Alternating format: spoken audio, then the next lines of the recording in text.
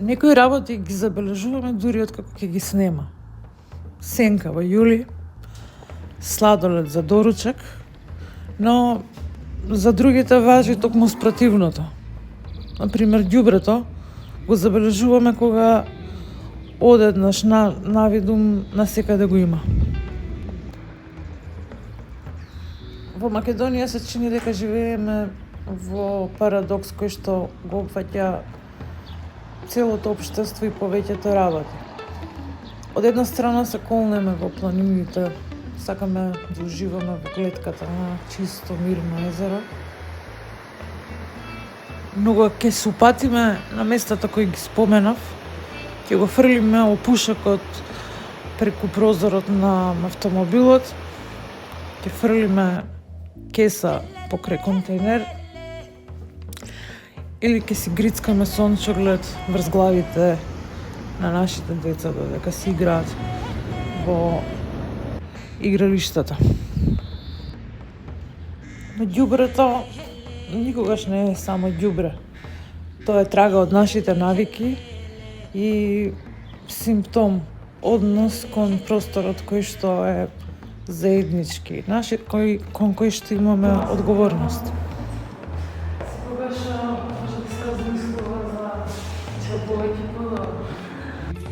Во оваа епизода, која што требаше првично да биде со Гордана Софија од Генералка Викенд, баш сме среќни што ни упадна и Ханес, незиниот професионален и приватен партнер. Тие само што привршија со нивната пета, шеста традиционално чистење на Македонија и го земаат епитетот на најмасовна акција од тој тип. Меѓутоа, тебе, Гордана, те знаат како новинарка, која што има 300 интервјуа позади себе и беше така што ги раскажуваше приказните.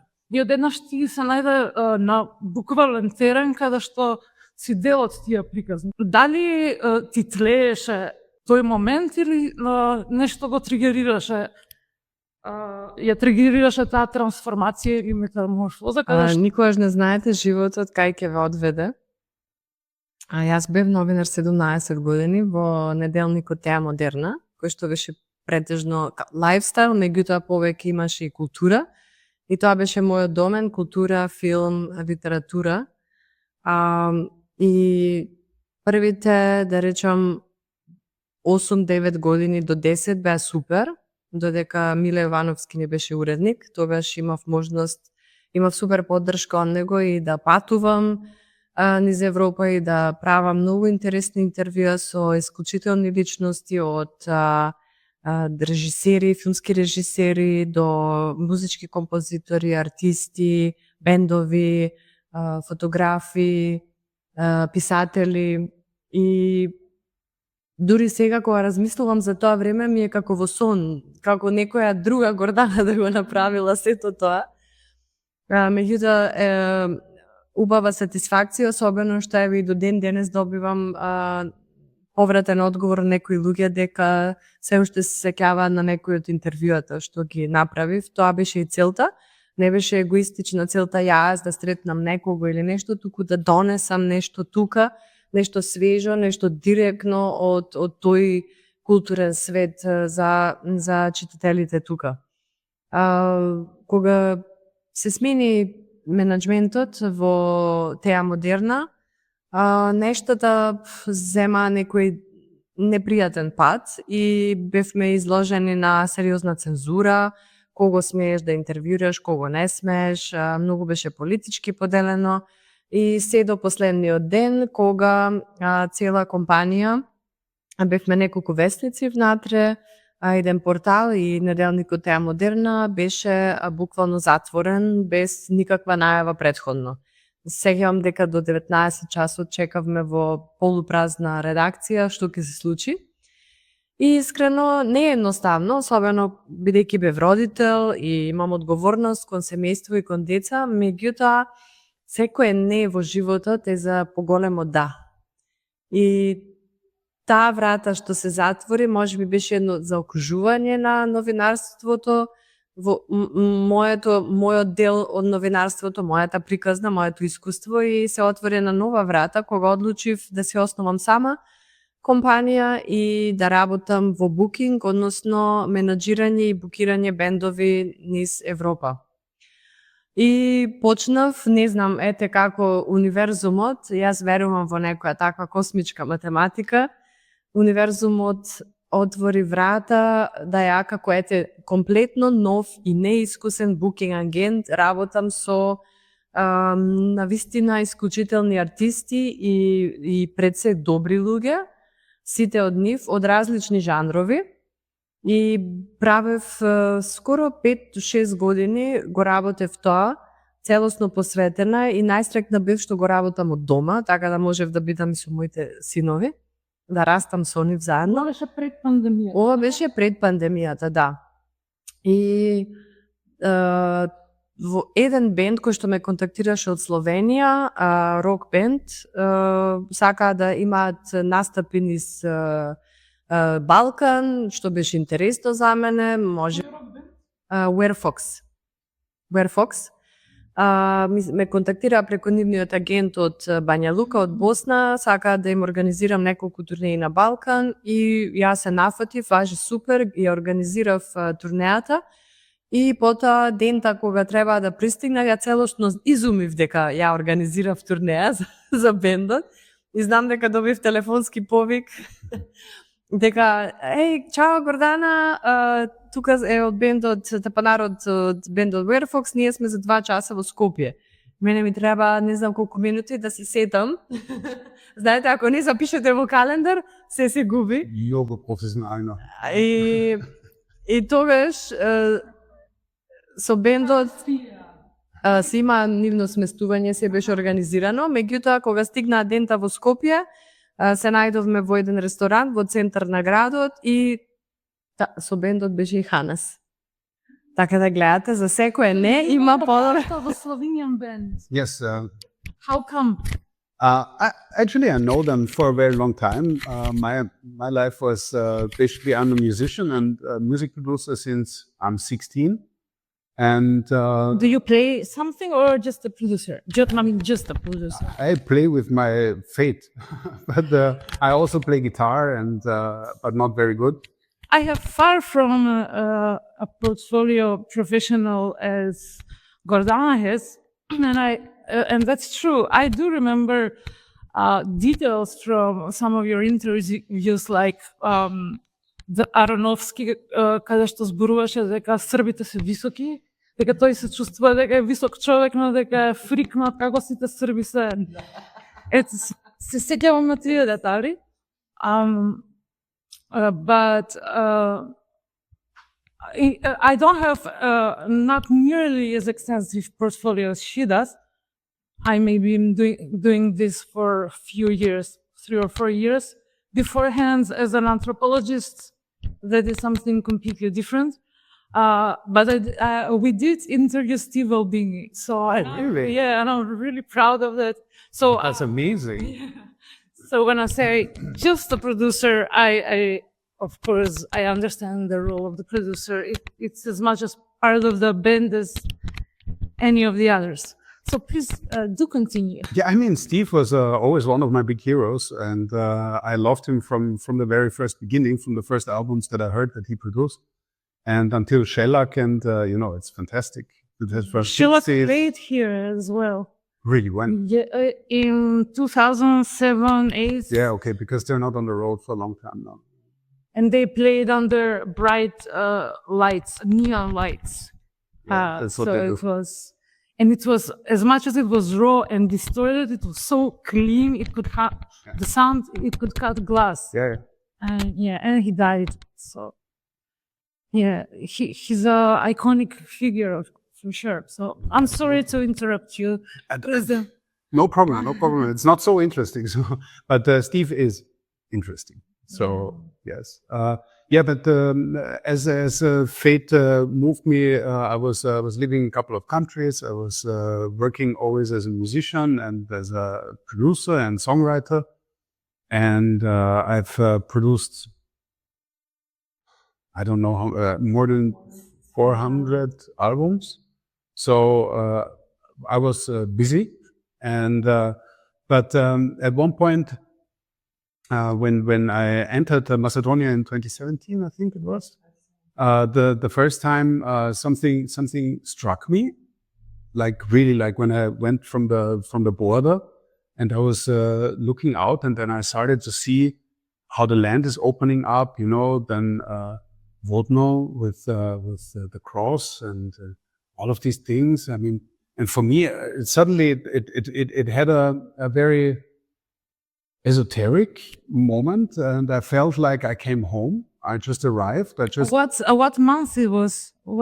I think it Can was, December. Only yes, it was late summer, September, yeah. So, but it was this. There was a certain atmosphere. It was the color coding. It was the air. It was not the pollution, I hope, but it was there was some magic in it, and I immediately felt like in a Miyazaki movie. And it felt like it was meant to be. I mean, there's a story. So I used to live in Cologne in Germany for, I don't know, 12 years. And, I never really felt comfortable in Germany. I mean, Germans are nice people. Germany is a nice country and whatever, but it's fucking boring, right? It's really, you can do a living, you can live nicely, but if you like to work, which I do, and so it's the perfect country for everything. But in the end, I didn't have and then one day a friend of mine gave me a Bregovic album to listen to, and I put my headphones on and I went out. It was a typical rainy day in Cologne, and when I put it on, and then it started with the Time of the Gypsies, I think, the title song. And when she started with the first tone, I was freezing on the street, really, like completely froze. And people were passing by, and this was this moment when the song developed. I was like, what the fuck what am I doing here? I don't belong here. And within a few months, I moved back to Austria, but I didn't want to live in Austria. I actually wanted to live in Slovenia. But circumstances didn't allow it around that time. But then Wearfox came to me from who I know for 20 years. And they asked me to produce their album, which I did. And then it happened that I played some guitars there. And then they asked me to go on tour. And because they were hoping to play on the tour in Germany, and I said, no, we have to go to the Balkans, And they said, Slovenian musicians, for some reason, are enamored with ex-Yugoslavia and the Balkans. They see that's something exotic, even though they were part of it to some extent.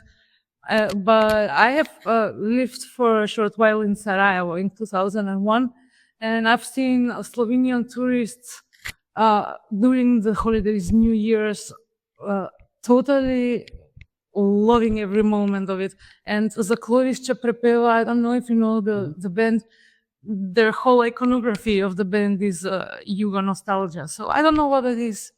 Why are they so drawn to it? But I mean, I think that without playing into some stereotypes, but I think Slovenians are technically not part of Yugoslavia.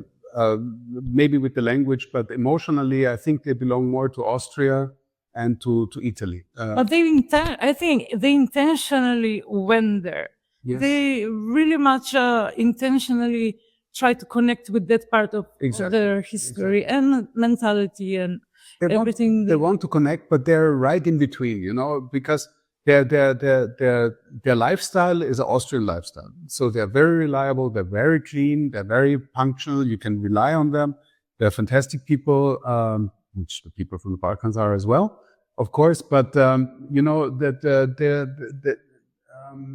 they're systematic people, right? And they don't like chaos.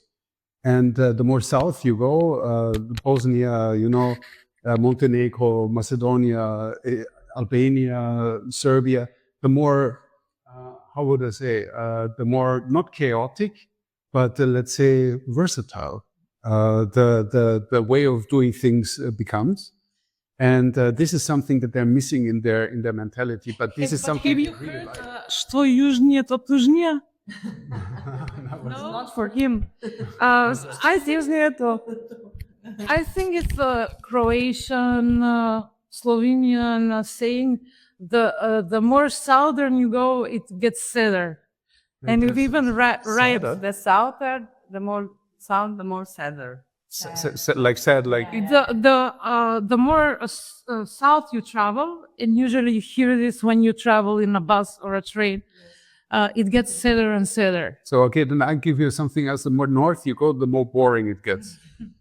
So I mean, these are stereotypes, and you cannot generalize it. But I think that as far as I learned to know, my friends in Slovenia, they always enjoyed it very much to be in the south part of the former Yugoslavia, because there is some soul that they're not having in Slovenia. There's some soul here in the south part of the Balkans that you cannot find so easily in Slovenia or in Austria. And I can say this because this is how I experience it. This is why I am here, because I fell in love with the soul of this place and with the soul of all of the. And I feel alien when I come to Austria now or to Germany. I really feel like a foreigner, you know, and because I really fell in love with the mentality of those very different cultures that are here living on a daily basis together, fighting all the time, and then making alliances all the time and changing their opinion every 5 minutes, you know.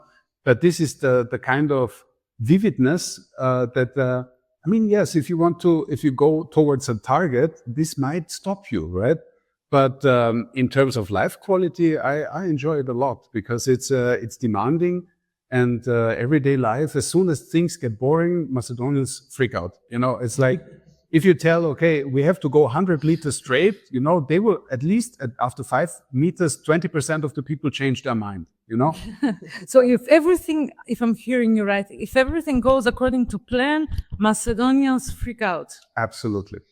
Jesus. I think yes. I mean, it is. You know, there's a. And please apologize. I'm not saying this. Everything I say comes from a place of love and adoration.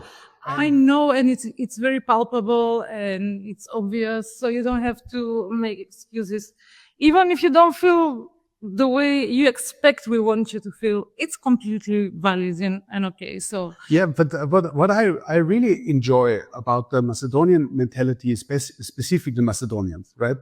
They have something that is really amazing. They have this talent to ignore the danger until it's nearly too late. But the moment it is nearly too late and they realize that it's nearly too late, you cannot find any people in the world who have that much of an energy to fix it. So instead of using 99% of the time to do it properly, they use the last 1% to catch up with the other 99%, and they're absolutely capable of it. And this is what I really adore. And we just had, with Generalka Викенд, a big organization, and we had to figure out, how to motivate people 3, 4, 5, 6 months ahead of the event to do something which would be good, Can I guess what happened? For 5.5 months, everybody was completely uninterested, and then the half month, everybody went crazy. I mean, maybe uninterested is kind of judgmental. I would use a different word, maybe busy with other things. Okay. But in the last 2 weeks before the event, everybody went crazy, and I have to admit, I have never seen this amount of energy being released in so many people in such a short time, and this is something really adorable. I mean, this is how this podcast actually happened. You described this to a T. We were supposed to have this conversation 2 weeks ago, but here we are. I'm sweating because I'm not prepared for this curveball that you threw me, but I'm having the time of my life, of course. But that's at least something, right? Yeah, I love how it turned out. Дали ти си имала шанса да ја запознаеш Виена и Австрија? Не знам каде живее, дали во град? И каков е, бидејќи Виена важи за главниот град на Балканот, не е дека нема нешто од Балканот и Австрија, меѓутоа како ти го доживуваш едно австриско мало, како ви го споредува, ти доколку тој ни даде портрет од неговата перспектива како онди, како Балкан, како би го портретирала на типично грацовско мало.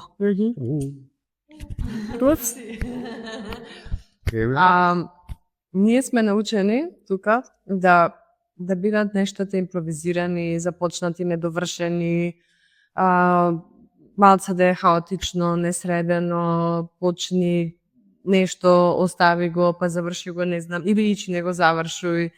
Така сме научени. И сега кога ти си пораснат во едно такво општество, од време на време душата ти бара малце ред и дисциплина. Така да кога одиме во Австрија, тие еден месец или 2-3 недели, мене ми се конечно сум во ред и дисциплина. Ама, после 2 недели почнува да ми станува досадно. Оди таму, се е супер, се е средено, убаво, интересно, има што да се види, меѓутоа нема Да се средува. Нема што да се среди и се треба да е под конец, се треба да е прописно направено и тоа веќе нас, како менталитет, малце почнува да не нервира. Добро, може да го оставиме ова. Не, мора да биде вака. И да, тоа е лайфстайл. Исто нема таква непосредна комуникација како што имаме ние овде. Ние ќе се видиме, ќе се сгушкаме, на кафе, одма на кафе. Таму не се така нештата. И тоа не е стереотип, туку на вистина е така.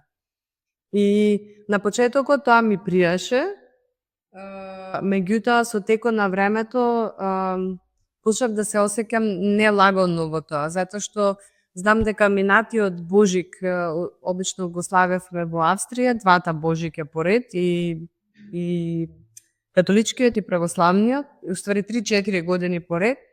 И тогаш ми стана толку здобевно, посебно нивниот Божик, што цела вечер отвараат подароци, наместо да седиме заедно како кај нас, си вечераме заедно, си правиме муабет, цела вечер се отвара подароци. Се првиот пат не беше интересно, вториот, окей, третиот, четвртиот, окей, не можам више. Сакам да свидам дома за Божик. И кога дојдовме во Скопје, беше 5 јануари на Коледа, по пламнето се сеќавам и сите беа соседите излезени надвор, славе, и свикам, колко е добро тука. Пошто таму нема. Се официјално таму, многу е така тивко, се организирано, прецизно, протокол имаат, кај нас е малци по-слободно. И тоа е оно што го сакам. Како да кажеш дека нема мало, како што ние што го знаеме, концептот на мало, каде што комшиите си се паќаат за квака, пијат кафе. Не, да ме постои. Did you understand what you were saying? So basically, that means that you were having to get acquainted with the concept of neighborhood in the way that we are, the togetherness, the everybody knows everybody's business. That maybe is characteristic of little places everywhere, not quite specific for the Balkans. But does that mean that it was somehow new to you to find out what a neighborhood like this is? No, it was not new to me. I mean, I experienced it already in Slovenia, that it was very different from Austria. I mean, Austrians are really very keen on their privacy, to say it a little bit careful. But I already experienced it in Slovenia that the people are way more together, way more communicating, way more meeting each other on a constant level, and I enjoyed it a lot. I mean, and this is what really drew me also into. I lived also some time in Italy, and it's very similar there as well. And so maybe it's a north-south thing, you know. But I also I had this experience in Köln or in Cologne in Germany, that the people are also very social there. They meet on a coffee, they go out in the night every night. But in Austria, especially this part of Austria where I come from, it's a more you know, it's like everybody for himself. And it's okay, but I understand why, but it's not particularly what I like. And here in Macedonia, I really enjoy the nepotism. And because it goes... In what way? In every way. I mean, no, not in every way, but in the concept of, you know, you cannot go a straight line. A straight line that is connecting 2 points has at least 15 stops in between, because before you call somebody, if he has something for you, you have to call somebody who knows somebody whose cousin is the best friend of somebody who knows this guy from who you want to have this. You know? Wanna meet the whole network who knows Absolutely. about us. Во таа смисло исти непотизам, не во на непотизам. And there's a, you know, it's like a society neuronal network, you know, that is happening here, because you have, in order to survive, you have to have a certain network around you. This guy has a screwdriver. This guy knows how to fix my feature. This guy knows how to fix my whatever, you know. In Austria, or in societies that are, let's say, more developed in an industrial manner, they have a phone number who they call, and then somebody will come and they pay him money and they will never see him again. So, and people got used to it, right? The people got used to it, that there's an Amazon where you order things, so you don't need to talk with the guy who is selling the TVs, you know? You just click, and 2 days later you have it, and and that's it. And you don't need to speak to anyone or anything. Exactly. And here you cannot, you will die after 3 days if you don't talk to somebody, you know, and for me, this is wonderful, because I mean, I generally really love people, and I really love people with the mentality that are open to talk, you know. And I enjoy this in Macedonia so much, that Macedonians, the Albanians, even the Roma people, if you stop the car somewhere on the street and you're not fast enough to leave, you know, you get into some talk with some Sebastian or some Pichit and Armani, you know, and Elvis. And he's alive. He's living here in Skopje. It's in Šutor, and it's amazing. And I love that, because it gives you the feeling of being a part of a system, of a how is it called, a living being, You know? feel more human. I don't know. By the way of being connected with people and sharing, brings out the, not that you're less human if you're mechanized in a way or alienated, but I don't know, I really would have to think about to figure out what brings out what that togetherness and that interaction and brings out in you that you needed on a very basic level. I mean, for me, it's mainly about one thing. It's for me easier to admit that I cannot manage something, because I know somebody who will manage this, you know, or I know somebody who knows somebody whose cousin knows somebody, you know. So I cannot manage to do this, right? Do you know somebody? Yes, of course I know somebody, you know. And that's great, because you learn to know a new person. He knows how to fix this particular thing, you know, and he learns that I can do something that he cannot, right? So basically, instead of having anonymous, automated algorithm in the internet that is fixing all your problems, you have to have a human network that is working here, that is fixing your problems. Like it's basically like in a village. You know, if you live in a village, you need somebody who knows some things about Greda, you know, or now the pipe is broken. What will you do, right? You have a neighbor who has 2 pipes in the cellar, you know, and 1.5 of them fit, the other one doesn't because it's already broken, but it works again, you know.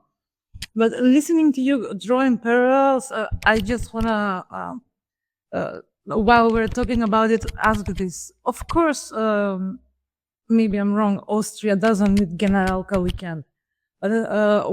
How would it look like if it happened there? How would people mobilize? How will it differ from the one here? There is. They have actions like Generalka Викенд. So it's not clean and almost sterile and orderly. That is something that we convinced ourselves is true. I mean, there's a statistic that says that 15% of the population will never care about anything. So these 50% will always throw the trash somewhere, you know. So for the other 85%, there's always something to pick, you know.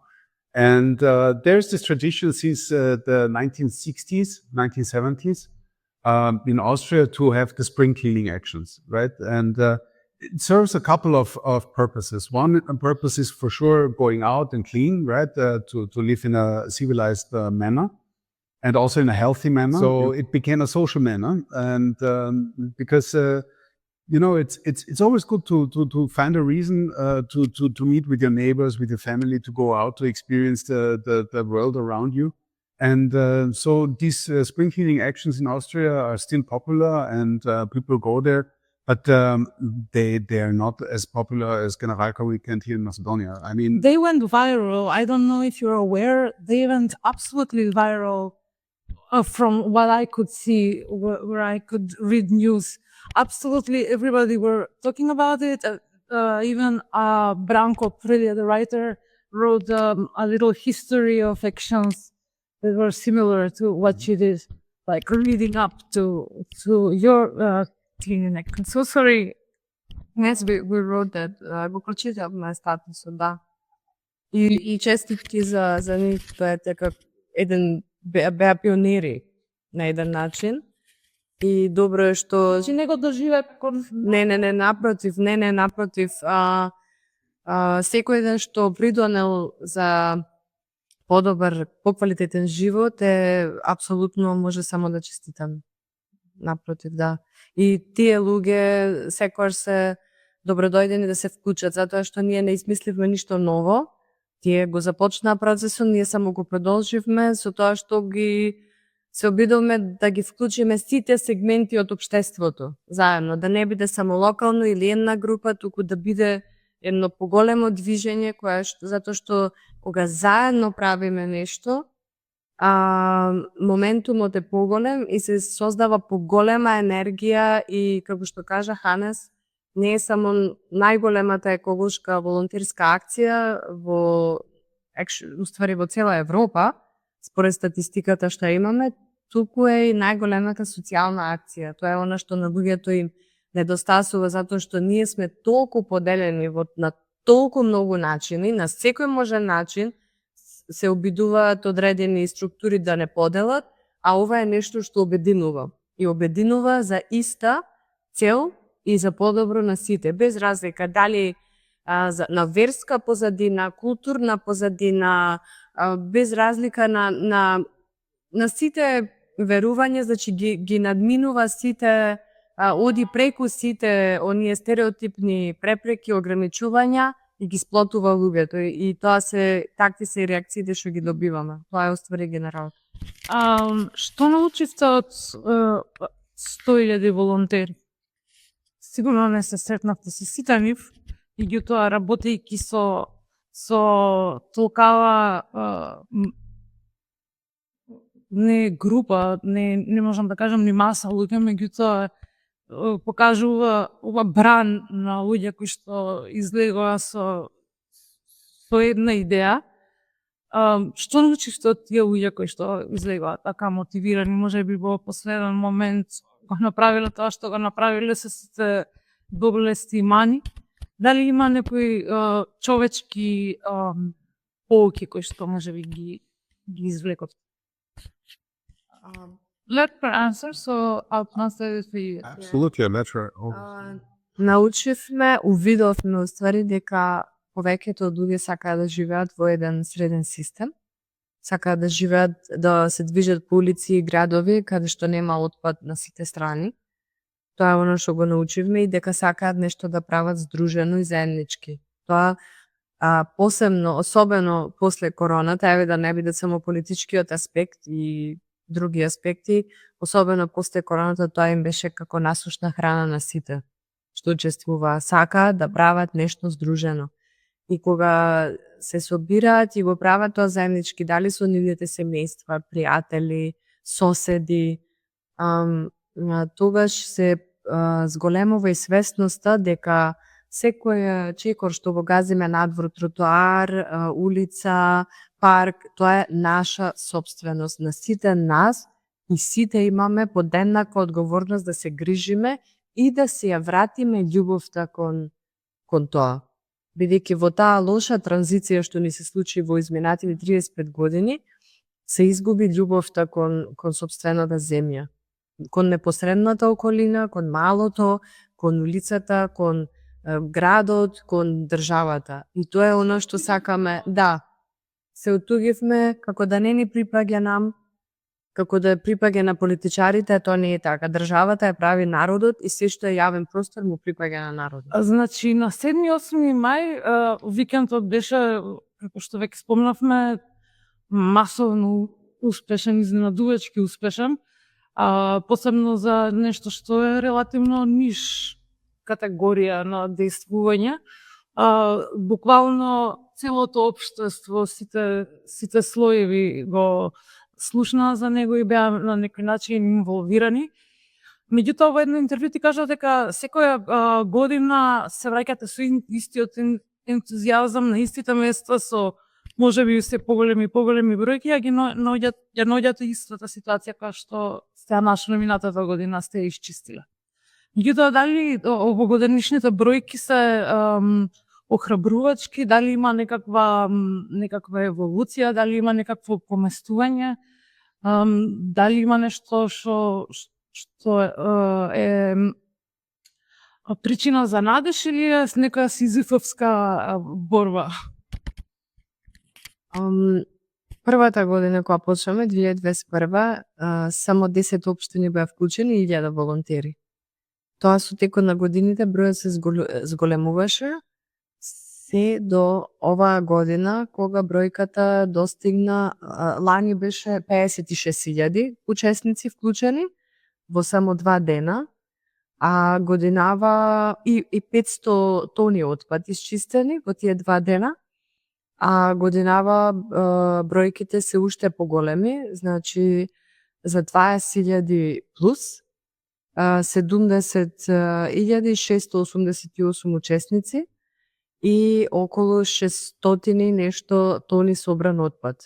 Значи, гледаме, ако се гледа статистички, драстично е зголемен бројот на учесници, а количината на отпад е зголемена сосем малку во однос на минатата година. Ако било 500 нешто тони минатата, сега е 600.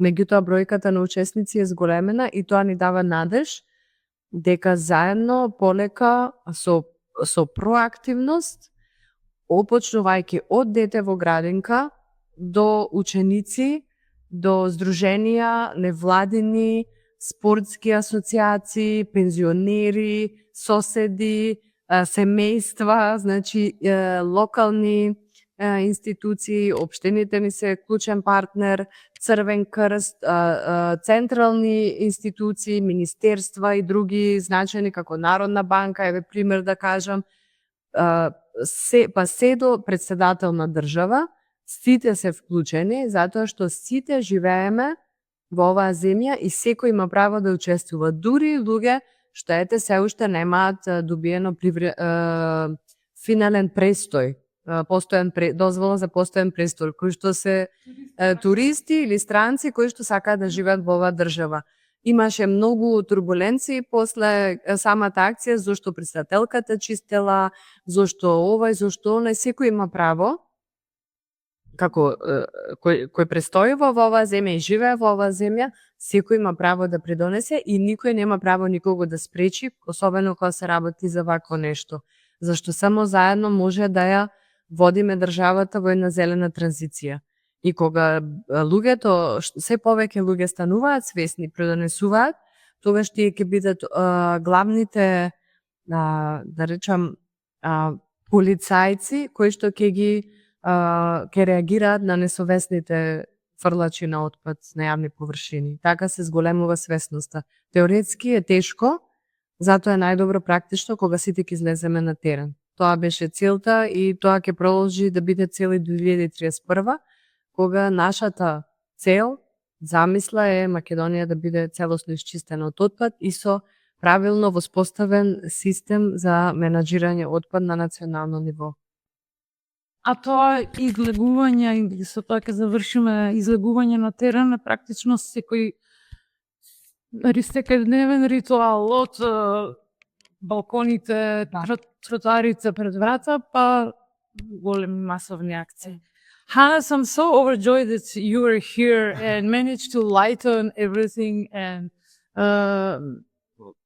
I'm overjoyed that you were here. I admit I was panicked at first because I prepared the questions for her and I thought I'm actually screwed now, but now I'm so happy that both of you are so dear, even though I have a hang out with you as much.